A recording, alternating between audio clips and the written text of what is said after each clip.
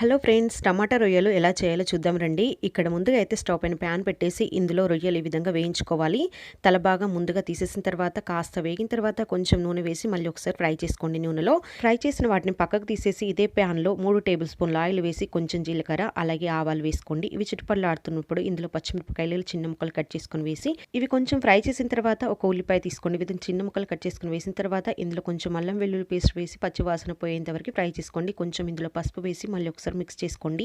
ఇప్పుడు ఇందులో 4 టమాటాలు ఇలా పొడవుగా కట్ చేసుకుని వేసిన తర్వాత ఇప్పుడు టమాటాలు త్వరగా మగ్గడం కోసం 1.5 టీ స్పూన్ ఉప్పు వేసి మళ్ళీ ఒకసారి కలిపేసిన తర్వాత ఒక 5 నిమిషాలు మూత పెట్టేసి ఉంచేసేయండి. ఈ విధంగా మూత పెట్టేసి ఉంచడం వల్ల టమాటాలు త్వరగా మగ్గిపోతాయి. ఇప్పుడు ఇందులో 2 స్పూన్ల దాకా కారం, 1 స్పూన్ ధనియా పౌడర్ వేసి మొత్తం అంతా మిక్స్ చేసుకోండి. ముందుగా ఫ్రై చేసిన ఎండు రొయ్యలు ఇందులో యాడ్ చేసిన తర్వాత మళ్ళీ ఒకసారి కలిపేసి మూత పెట్టేసి ఒక 2 నిమిషాలు ఉంచేసేయండి. ఇలా పూర్తిగా దగ్గరకు వచ్చేసిన తర్వాత కొంచెం కొత్తిమీర వేసి సరే ఎండు రొయ్యల టమాటా రెడీ అయిపోయిందండి. Please like and share, subscribe to my channel. Thank you so much.